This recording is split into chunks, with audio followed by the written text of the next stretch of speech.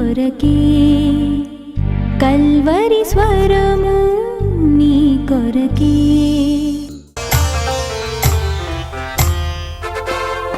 ఎంత మంచి వాడవు, ఎంత గొప్ప దేవుడవు, ఎంత మంచి వాడవు, ఎంత గొప్ప దేవుడవు, నీకు సాటి ఎవ్వరు లేరయ్యా. దేవాది దేవుడవు, రాజాది రాజువు, నీవుంటే నాకు చాలయ్యా. దేవాది దేవుడవు, రాజాది రాజువు, నీవుంటే నాకు చాలయ్యా.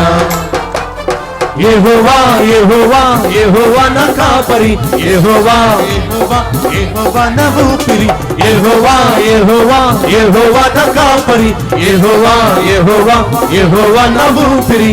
ఎంత మంచి వాడవు, ఎంత గొప్ప దేవుడవు, ఎంత మంచి వాడవు, ఎంత గొప్ప దేవుడవు, నీకు సాటి ఎవ్వరు లేరయ్యా. దేవాది దేవుడవు, రాజాది రాజువు, నీవుంటే నాకు చాలయ్యా. దేవాది దేవుడవు, రాజాది రాజువు, నీవుంటే నాకు చాలయ్యా.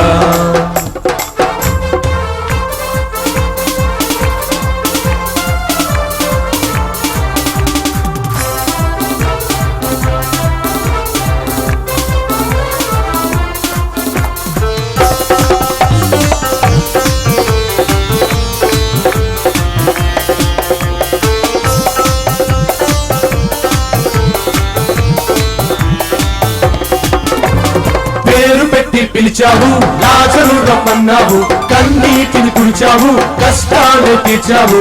పేరు పెట్టి పిలిచావు, లాజరు రమ్మన్నావు, కన్నీటిని తుడిచావు, కష్టాలే తీర్చావు. నీ మాటలో గొప్ప శక్తి ఉందిలే, ఆ పిలుపు లాజరును లేపిందిలే. నీ మాటలో గొప్ప శక్తి ఉందిలే, ఆ పిలుపు లాజరును లేపిందిలే. నీలాంటి దేవుడు లోకాన లేదులే, నీలాంటి దేవుడు లోకాన లేదులే. యెహోవా యెహోవా యెహోవా నా కాపరి, యెహోవా యెహోవా యెహోవా నా ఊపిరి, యెహోవా యెహోవా యెహోవా నా కాపరి, యెహోవా యెహోవా యెహోవా నా ఊపిరి. ఎంత మంచి వాడవు, ఎంత గొప్ప దేవుడవు, ఎంత మంచి వాడవు, ఎంత గొప్ప దేవుడవు, నీకు సాటి ఎవ్వరు లేరయ్యా. దేవాది దేవుడవు, రాజాది రాజువు, నీవుంటే నాకు చాలయ్యా. దేవాది దేవుడవు, రాజాది రాజువు, నీవుంటే నాకు చాలయ్యా.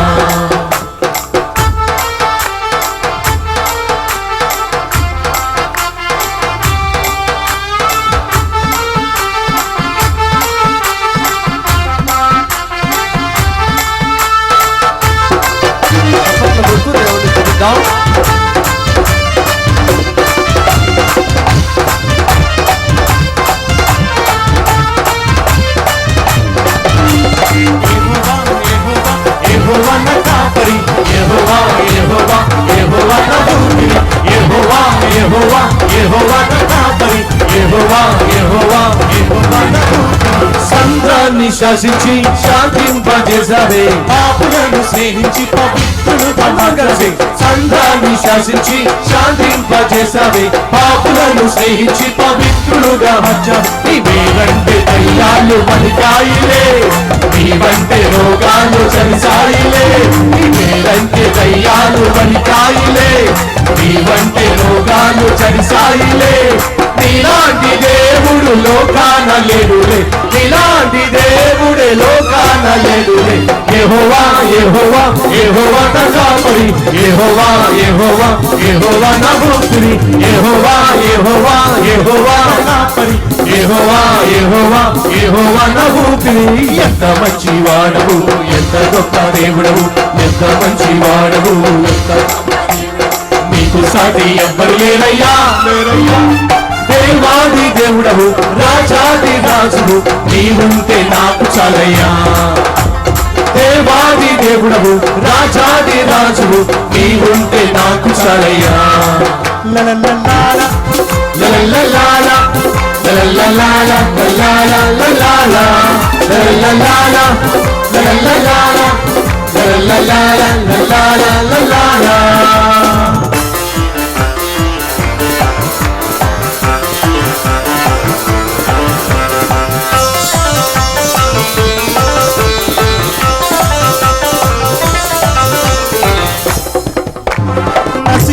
నశించిపోతున్న పాపాత్ములను పిలిచావే, బోధనెన్నో చేశావే, నశించిపోతున్న పాపాత్ములను పిలిచావే, నీతిగా జీవించే బోధనెన్నో చేశావే, కల్వరిలో నీ ప్రేమ చూపావులే, కలుషాత్ములెందరిలో మార్చావులే, కల్వరిలో నీ ప్రేమ చూపావులే, కలుషాత్ములెందరిలో మార్చావులే, నీలాంటి దేవుడు లోకాన లేడులే, నీలాంటి దేవుడే లోకాన లేడులే. యెహోవా యెహోవా యెహోవా నా కాపరి, యెహోవా యెహోవా యెహోవా నా ఊపిరి, యెహోవా యెహోవా యెహోవా నా కాపరి, యెహోవా యెహోవా యెహోవా నా ఊపిరి. ఎంత మంచి వాడవు, ఎంత గొప్ప దేవుడవు, ఎంత మంచి వాడవు, ఎంత గొప్ప దేవుడవు, నీకు సాటి ఎవ్వరు లేరయ్యా. దేవాది దేవుడవు, రాజాది రాజువు, నీవుంటే నాకు చాలయ్యా. దేవాది దేవుడవు, రాజాది రాజువు, నీవుంటే నాకు చాలయ్యా. యెహోవా యెహోవా యెహోవా నా కాపరి, యెహోవా యెహోవా యెహోవా నా ఊపిరి, యెహోవా యెహోవా యెహోవా నా కాపరి, యెహోవా యెహోవా యెహోవా నా ఊపిరి, యెహోవా యెహోవా యెహోవా నా కాపరి, యెహోవా యెహోవా యెహోవా నా ఊపిరి, యెహోవా యెహోవా యెహోవా నా కాపరి, యెహోవా యెహోవా యెహోవా నా ఊపిరి, యెహోవా యెహోవా యెహోవా నా కాపరి, యెహోవా యెహోవా యెహోవా నా ఊపిరి. ఎంత మంచి వాడవు, ఎంత గొప్ప దేవుడవు, ఎంత మంచి వాడవు, ఎంత గొప్ప దేవుడవు, నీకు సాటి ఎవ్వరు లేరయ్యా. దేవాది దేవుడవు, రాజాది రాజువు, నీవుంటే నాకు చాలయ్యా. దేవాది దేవుడవు, రాజాది రాజువు, నీవుంటే నాకు చాలయ్యా. యేసుంటే యేసుంటే నాకు చాలయ్యా, యేసుంటే నాకు చాలయ్యా. నా యేసు యేసుంటే నాకు చాలయ్యా, నా యేసుంటే నాకు చాలయ్యా, నా యేసుంటే నాకు చాలయ్యా, నా యేసుంటే నాకు చాలయ్యా, నా యేసుంటే నాకు చాలయ్యా, నా యేసుంటే నాకు చాలయ్యా.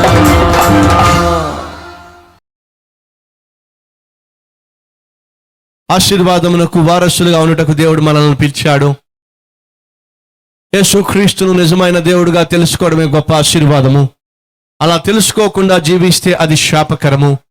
యెహోవా ఎవడు నాకు తెలియదు అని అన్న ఫరో జీవితము బహు నష్టాలు గుండా కష్టాలు గుండా వెళ్ళవలసి వచ్చింది. యెహోవా దేవుడు కాకుండా నీ ఇష్టానుసారంగా నువ్వు జీవించేవాడు అయినట్లయితే నీ అంత దుర్మార్గుడు మరొకడు ఉండడు అనే విషయాన్ని కూడా మనం 1 సమూయేలు 2వ అధ్యాయము ఏలీ కుమారులు యాజకులై ఉన్నప్పటికీ యెహోవాను ఎరుగనటువంటి వారై మిక్కిలి దుర్మార్గులుగా ఉన్నారు. యెహోవాను నువ్వు తెలుసుకోకపోయినా, యెహోవాను నువ్వు కలుసుకోకపోయినా నీ జీవితంలో మిక్కిలి దుర్మార్గంగా జీవిస్తావు అనేది వాస్తవమే.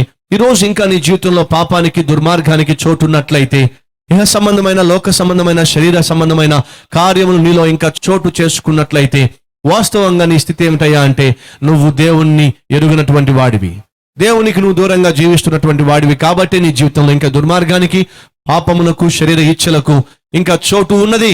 నువ్వు దేవుని బిడ్డవైనట్లయితే, యెహోవా ఎవరో తెలుసుకున్నట్లయితే, యేసుక్రీస్తును నీ సొంత రక్షకుడిగా నువ్వు అంగీకరించినట్లయితే, క్రీస్తు చేసే మొదటి కార్యం ఏమిటంటే నీలో ఉన్న పాత రోత జీవితాన్ని తొలగించి నిన్ను ఒక నూతన సృష్టిగా మారుస్తాడు, నూతన వ్యక్తిగా తీరుస్తాడు.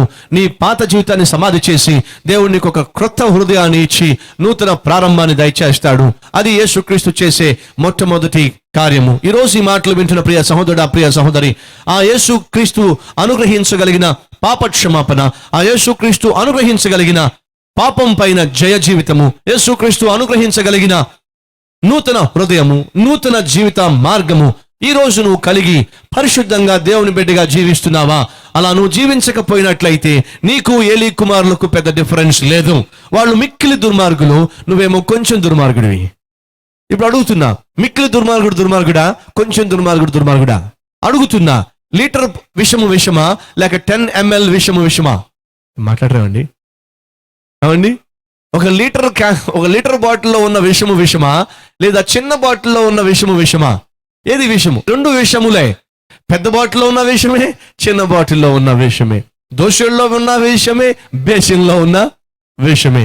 ఇంగ్లీష్లో ఏమన్నారంటే evil is evil at every level. Evil అనేది ఈవిలే, ఏ లెవెల్లో ఉన్నప్పటికీ, పాపిష్టోడే, దుర్మార్గుడే ఏ లెవెల్లో ఉన్నప్పటికీ, నువ్వు ప్రొఫెషనల్ పాపిష్టోడు కాకపోవచ్చు కానీ పాపిష్టోడివి. నువ్వు ప్రొఫెషనల్ దుర్మార్గుడు కాకపోవచ్చు కానీ నువ్వు దుర్మార్గుడివే. ఎందుకు నువ్వు దుర్మార్గుడివి? ఎందుకు నువ్వు పాపిష్టోడివి?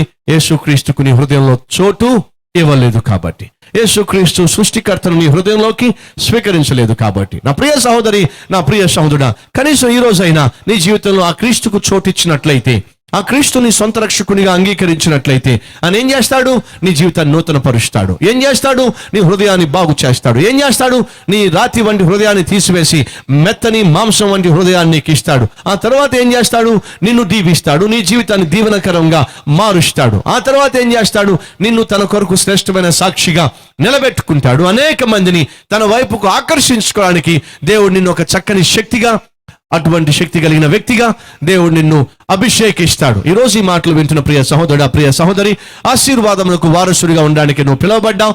కాబట్టి ప్రభువు పేరు చెప్తున్నాను, దుర్మార్గాన్ని విడిచిపెట్టి, దుష్ట క్రియలను విడిచిపెట్టి నీవు దేవునికి అంగీకారంగా జీవించవలసిందిగా కోరుతున్నాను. ఒకవేళ మన జీవితంలో తప్పు చేసినా, ఒకవేళ మన జీవితంలో పాపానికి చోటిచ్చినా, ఒకవేళ మన జీవితంలో దేవునికి దూరమైనా, మన జీవితము ఇతరులకు ఇబ్బందికరంగా ఉంటుంది. మనము ఇబ్బందులు పాలవుతాము. దానికి బెస్ట్ ఎగ్జాంపుల్ ఏంటయ్యా అంటే అబ్రహాము. దేవుడు అబ్రహామును పిలిచాడు, అబ్రహామును ఎన్నుకున్నాడు, అబ్రహామును ప్రత్యేకించాడు. అబ్రహాము తనకున్న సమస్తాన్ని విడిచిపెట్టి దేవుడు చూపించే ఆ పాలు తెనులు ప్రవహించే కెనాను దేశానికి బయలుదేరాడు. అలా బయలుదేరినప్పుడు, ఆ ప్రాంతానికి వచ్చినప్పుడు బైబిల్లో మనం చూస్తున్నాం, అక్కడ కరువు వచ్చిందట, కష్టం వచ్చిందట, శ్రమలు మొదలైనయట.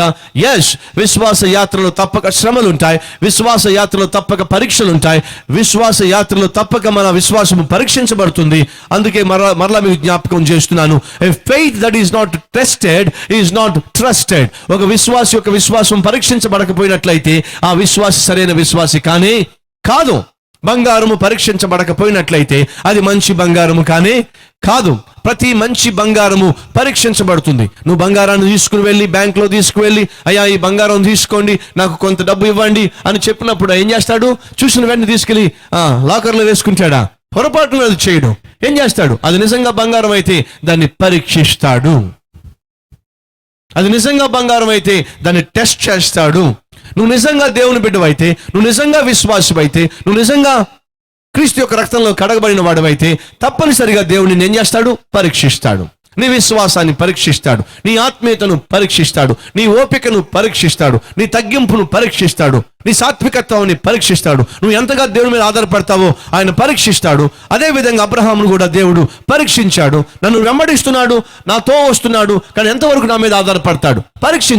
పరీక్షించాడు. బైబిల్లో ఎప్పుడూ కరువు రాలా, ఎన్నడూ కరువు రాలా. ఆదికాండం 1వ అధ్యాయం నుంచి ఆదికాండం 12వ అధ్యాయం వరకు మీరు జాగ్రత్తగా ఇంటికి వెళ్ళిన చదువుకోండి.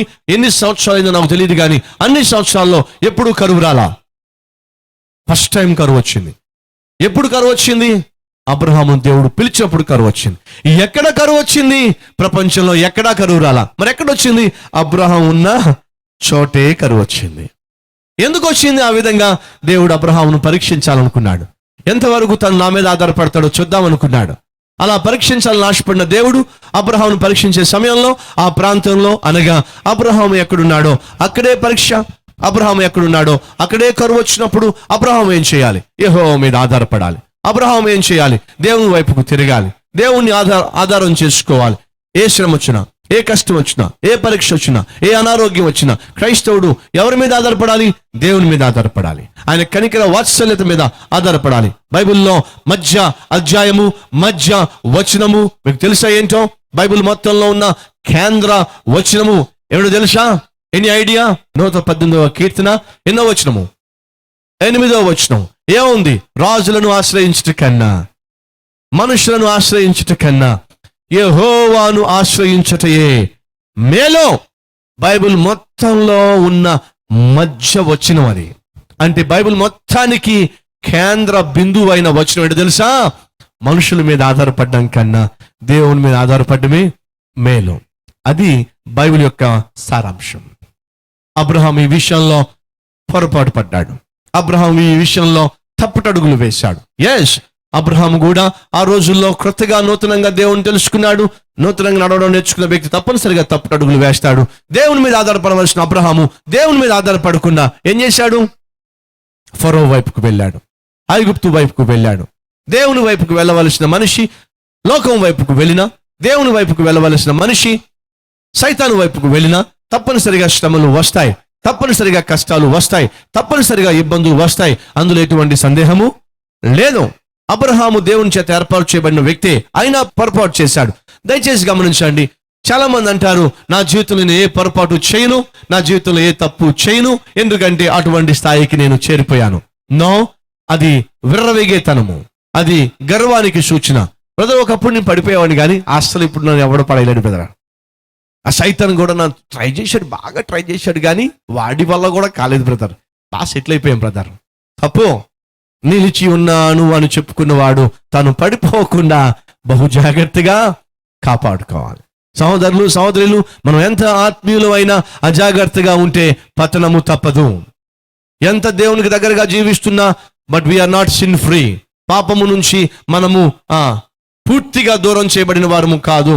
ఏమాత్రం అజాగ్రత్తగా ఉన్నా, ఏమాత్రం అలుసు సైతాన్ గాడికి ఇచ్చినా వాడు ఎటువంటి వ్యక్తినైనా సరే లోపరుచుకోగలడు, ఎటువంటి వ్యక్తినైనా సరే వాడు పట్టుకోగలడు. వాడు బహు కుయుక్తిపరుడు. ఒకానొక సమయంలో ఎవరిని పట్టున్నాడో తెలుసా అండి మీకు? ఎవరిని పట్టున్నాడో తెలుసా? ఒక అద్భుతమైన అపోస్తులను పట్టుకుని ఆ అపోస్తుల చేత ఏం చెప్పించాడు తెలుసా మీకు? యేసు ఎవరో నాకు తెలియదు అని అనిపించాడండి. నా మాట మీకు అర్థమైందా? ఎవరిని పట్టుకొని? ఒక అపోస్తులను పట్టుకొని. ఏ అపోస్తుడు అయినా, యేసు అవసరమైతే నీకోసం ప్రాణమైనా ఇస్తాను అని యేసయ్యను ప్రాణంగా ప్రేమించే ఒక శిష్యుణ్ణి పట్టుకొని సైతాన్ గారు ఏం చెప్పించాడు చెప్పండి? ఆ యేసు ఎవరో నాకు తెలియదు. దయచేసి గమనించండి. యేసును ప్రాణంగా ప్రేమించిన శిష్యుడే కొన్ని గంటలు అయిపోయిన తర్వాత ఏమన్నాడు? ఆ యేసు ఎవరో నాకు తెలియదు. ఒట్టులు పెట్టాడట, శాపనార్థాలు పెట్టాడట, శపించుకోవడం మొదలు పెట్టాడట. ఒకసారా కాదు, 2 సార్లా కాదు, ముచ్చటగా 3 సార్లు. ఒక అపోస్తుడుల చేతే యేసు ఎవరో నాకు తెలియదని చెప్పించాడంటే వీడు సామాన్యుడు కాదు. అందుకే చెప్తున్నా, అజాగ్రత్తగా ఉండడానికి వీలు లేదు, ఆత్మీయంగా విర్రవేయడానికి వీలు లేదు. ఇంకా నేను పడను, నన్ను ఎవడో పడాయలేడు అనే స్థితికి నేను చేరిపోయాను అని అనుకుంటున్నావంటే నువ్వు త్వరలో పడబోతున్నావు అని అర్థం. 10 సంవత్సరాలుగా నువ్వు కట్టుకున్న ఆత్మీయతను సైతాన్ గాడు 10 నిమిషాల్లో పడేయగలడు అజాగ్రత్తగా ఉంటే.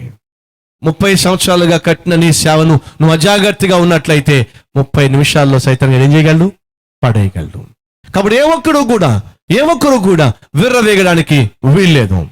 ఇంకేం పర్లేదులే, సైతాన్ నన్ను ముట్టలేడులే, ఆ స్థాయికి వచ్చేసానులే అనుకోవడానికి వీలు లేదు. ప్రతిసారి, ప్రతిరోజు, ప్రతి గడియ బహు జాగ్రత్తగా మనం జీవించాలి. మనకి ఇవ్వబడిన రక్షణను బహు జాగ్రత్తగా కాపాడుకోవాలి. మనకి ఇవ్వబడిన రక్షణ వస్త్రాన్ని, నీతి వస్త్రాన్ని మలినం కాకుండా బహు జాగ్రత్తగా కాపాడుకోవాలి. మనకు ఒక తత్వం ఉంది. ఏమిటో తత్వం అంటే, మనం కర్టెన్స్, ఏ కర్టెన్స్ వేస్తామండి? చక్కని వైట్ కర్టెన్స్ వేస్తాం, అవునా కదా? వేస్తావా? దాని జోలికే వెళ్ళాం. బెడ్షీట్స్ ఎటువంటివి వేస్తామండి? చక్కని వైట్ వేస్తాం, అవునా? పొరపాటును వేయం.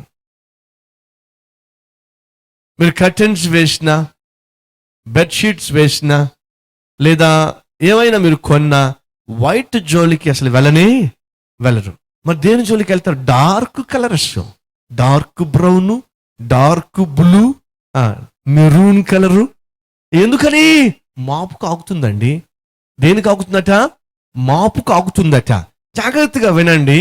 మాపుకు ఆగుతుంది అని అంటున్నాం కానీ వాస్తవం ఏమంటున్నామంటే దుమ్ము పట్టినా మనకి కనిపించదు. అంటే అర్థం ఏమిటి? చెప్పాలి. దుమ్ము కలిపించి దాన్ని దులుపుకోవడం కన్నా కనిపించిన దుమ్ములోనే జీవించడం మనకి ఇష్టం. నా మాట మీకు అర్థమైందా? దుమ్ము కనిపిస్తే వెంటనే దులుపుకొని పరిశుభ్రంగా జీవించడం కన్నా దుమ్ము కనిపించకుండా దుమ్ములోనే జీవించడం మనకి ఇష్టం. కాబట్టి మనం ఏది వాడినా వైట్ జోలికి వెళ్ళాం. నేను కొంతకాలం ఇంగ్లాండ్లో ఉన్నాను. లండన్లో ఉన్నప్పుడు నా ఫ్రెండ్ ఇంటికి వెళ్తే వాడి అన్నీ వైటే. ఓరి కర్టెన్స్ వైటే. గ్యాస్ స్టవ్ ఉంటుంది కదా, ఏమండి, మనం వంట చేసుకుంటామే, స్టవ్ కూడా వైటే, అది వైటే. ఫ్రిడ్జ్ వైటే, మైక్రోవేవ్ వైటే, టేబుల్ వైటే, అక్కడ ఉన్న వంట దగ్గర ఉన్న ఆ సామాన్లు పెట్టుకునేది అది వైటే, వాష్ బేసిన్ వైటే. ఈడేడు పిచ్చోడ్లా ఉన్నాడు, అన్నీ వైట్ పెట్టుకున్నాడు ఏమిటి అని చెప్పి అనుకున్నాను. చూస్తే ఆ గ్యాస్ స్టవ్ కొత్తగా ఉంది, ఆ మైక్రోవేవ్ కొత్తగా ఉంది, ఆ వాష్ బేసిన్ కొత్తగా ఉంది, ఆ ఫ్రిడ్జ్ కొత్తగా ఉంది, కర్టెన్స్ కొత్తగా ఉన్నాయి. నాకు అర్థం కాల. అనుకున్నా బహుశా వీడు ఇవన్నీ ఈ మధ్య కొన్నాడేమో, అందుకే ఇంత కొత్తగా ఉందేమో అని చెప్పి అనుకున్నా. అని చెప్పి ఆడుతూ పాడుతూ ఒక రోజు ఆమ్లెట్ వేసుకున్నా. ఆమ్లెట్ వేసుకుంటే ఆమ్లెట్ కొంచెం అటుపక్క పడింది, ఇటుపక్క పడింది, నల్లగా మరకలు అయిపోయినాయి. నేను హ్యాపీగా ఆమ్లెట్ తినేసి పడుకున్నా. వచ్చాడు ఒక రోజు మధ్యాహ్నం మిడ్ నైట్ వచ్చాడు, వచ్చి తలుపు కొట్టాడు. బ్రదర్ సతీష్ అన్నాడు నా ఫ్రెండ్. ఏంటని చెప్పి, ఒకసారి ఇట్లా వస్తావా అని అన్నాడు. ఏంటి సంగతి అని చెప్పన్నా. రా ఇటు అని చెప్పన్నాడు. వంటగది తీసుకెళ్ళాడు, ఆ గ్యాస్ స్టవ్ దగ్గర తీసుకెళ్ళి ఆ మూల ఒక చిన్న డాట్ ఉంది. ఏ డాటు? ఆయిల్ పడిన డాట్. ఆ ఆయిల్ పడిన డాట్ చూపించి ఎందుకు ఇది ఇక్కడ ఉంది అని అడిగాడు. ఓరు పిచ్చోడా, మా ఇండియాకి వస్తే నీకు తెలుస్తుంది అసలు ఎలా ఉంటుంది మా గ్యాస్ స్టవ్లో. మా దగ్గరికి వస్తే తెలుస్తుంది మీకు మా గ్యాస్ స్టవ్లు ఎలా ఉంటాయో. ఏదో ఆయిల్ కొంచెం అలా పడిందని చెప్పేసి మరి నన్ను మధ్యలో లేపి మరి వచ్చావా, అంత అవసరమా? అప్పుడు అది అంటున్నాడు, ఈ గ్యాస్ స్టవ్ కొని ఇంచుమించు 20 years అయింది. ఎన్ని సంవత్సరాలు నాయనా? ఎన్ని సంవత్సరాలు? 20 years అయింది. నేను ఇంకా 20 days బ్యాక్ కొన్నావేమో అనుకున్నా. 20 years అయిందా? అప్పుడు నాకు తెలిసింది, వైట్గా ఉండడం వల్ల ప్రతి డాట్ స్పష్టంగా కనిపిస్తుంది కాబట్టి ఎప్పటికప్పుడు ఏం చేసుకోవచ్చు, క్లీన్ చేయొచ్చు. మనంతా రివర్సు. గ్యాస్ స్టవ్ బ్లాకే, ఆ ప్లాట్ఫాము బ్లాకే, మనం వేసుకునే బట్టలు డార్కే, మన బ్రతుకు కూడా డార్కే. ఏది బయట పడకూడదు, అన్ని లోపటే ఉండిపోవాలి, దాచేసుకోవాలి, కంపు మాత్రం భరించాలి. నా ఆత్మీయ విషయాల్లో ఈ ఫార్ములా చాలా మంచిది. ఎప్పటికప్పుడు మనం లోపాలేమిటో తెలుసుకుని దాన్ని కడుక్కునే ఆత్మీయ స్థితి మంచిదే. ఒకవేళ మన హృదయాలు డార్క్గా ఉన్నట్లయితే యేసుక్రీస్తు సన్నిధికి వచ్చినప్పుడు పాపక్షమాపణం కోరినప్పుడు ఆయన చేసే మొట్టమొదటి పని తెలుసా? నీ హృదయాన్ని హిమము కంటే తెల్లగా చేస్తాడు. ఎందుకని? ఏ చిన్న మరకొచ్చి పడినా నువ్వు వెంటనే గుర్తించాలని, దాన్ని కడుక్కోవాలని. దేవునికి మహిమ కలుగునుగాక. సో ఈ రోజు నేను అడుగుతున్నాను, నీ హృదయాన్ని ఎప్పటికప్పుడు కడుక్కోవాలి. ఎందుకంటే వాడు రెడీగా ఉన్నాడు. ఎవడవాడు? శైతాన్ గాడు. దేనికి? ఏదో విధంగా నీ జీవితాన్ని మలినం చేయడానికి, ఏదో విధంగా నిన్ను కూల్చడానికి, ఏదో విధంగా నిన్ను పడేయడానికి. కాబట్టి సహోదరుడా, సహోదరి, నీ హృదయం ఎప్పటికప్పుడు తెల్లగా ఉంచుకోవడానికి, శుద్ధిగా ఉంచుకోవడానికి, పరిశుద్ధంగా కాపాడుకోవడానికి తాపత్రయ పడుతూనే ఉండాలి. అలా కాని పక్షంలో అజాగ్రత్తగా ఉంటే ఒక సిన్నే కదా, ఒక పాపమే కదా, ఇదే కదా, అదే కదా అని అనుకున్నట్లయితే దయచేసి గమనించండి. ఏమైంది? యేసయ్య అన్నాడు, ఈ రోజు నన్ను విడిచిపెట్టేస్తారు మీరు. వెంటనే పేతురు అన్నాడు, ప్రభువా, వీళ్ళందరూ విడిచిపెట్టినా నేను మాత్రం నిన్ను విడిచిపెట్టు. ఎందుకు ఆ బడాయి? చెప్పండి, ఎందుకు ఆ బడాయి? దాంట్లో బడాయి ఉందా లేదా? యేసయ్యే ఈ మాట అన్నాడంటే అది 100% కరెక్ట్. ఏం ప్రభువా, నిన్ను మేము విడిచిపెట్టి వెళ్ళిపోతున్నామా? అవును పేతురు, గొర్రెల కాపరిని కొట్టెదరు, గొర్రెలు చెదిరిపోతాయి. ప్రవక్తలు ప్రవచించారు. మీరేం చేయబోతున్నారో అది లేఖనములలో రాయబడి ఉంది పేతురు అని అంటే, పేతురు ఏం చేయాలి? ప్రభువా, అంత బలహీనమా మేము, మాకు బలం దయచేయి నాయన, నేను విడిచిపెట్టకుండా వెళ్ళే ఆత్మీయత మాకు దయచేయి ప్రభు అనాల్సింది పోయి, దేవుడు అంటున్నాడు, సాక్షాత్తు ప్రభు అంటున్నాడు, గొర్రెల కాపరిని పట్టుకుంటారు, గొర్రెలు పారిపోతాయి. ఈ రాత్రి మీరు నన్ను విడిచిపెట్టి పారిపోబోతున్నారు అని అంటే, ఊరుకో ప్రభువా, ఎప్పుడు చూసినా అండర్ ఎస్టిమేట్ చేస్తా ఉంటావు నువ్వు. నా విషయంలో ఎప్పుడు నీ క్యాలిక్యులేషన్ ఎప్పుడు తప్పే. నిరూపిస్తా. ఏం నిరూపిస్తావు పేతురు? అందరం చూశాడు. ఇదిగో ప్రభువా, ఇదిగో వీళ్ళందరూ నేను విడిచిపెట్టినా, నేను మాత్రం, ఇంకా పేతుర్లు ఎవరో చెప్పాలి మీరు. ఎవరున్నారు? నేను. ఎవరున్నారు చెప్పాలి? ఎవరున్నారు? నేను అనే అహాన్ని క్రీస్తు శిలువలో ఏం చేశాడు? కొట్టివేశాడు. అదే శిలువ. ఏమిటంట? నేను అనే గర్వాన్ని, నేను అనే అహాన్ని దేవుడు అడ్డంగా శిలువ వేశాడు. అప్పుడే ఒక క్రైస్తవుడు ఉదయిస్తాడు. నీలో అహము సిలువ వేయబడినప్పుడే, నీలో గర్వము సిలువ వేయబడినప్పుడే నువ్వు ఒక నూతన వ్యక్తిగా ఉదయిస్తావు, క్రీస్తుకు సాక్షిగా నిలబడతావు. మహాపరిశుద్ధుడు అయిన ప్రేమ కలిగిన తండ్రి, అపవాది అయిన సైతాను ఎంత తంత్రగొట్టాం, ఎంత ప్రమాదకరమైన వాడో, అజాగ్రత్తగా ఉంటే అపోస్తులను కూడా ఎలా వంచివేయగలడో మేము తెలుసుకున్నాం.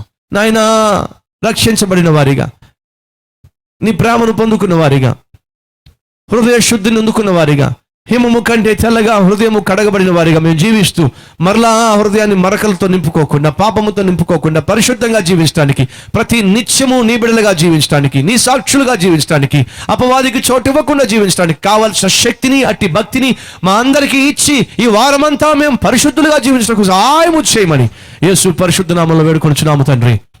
ఆమేన్.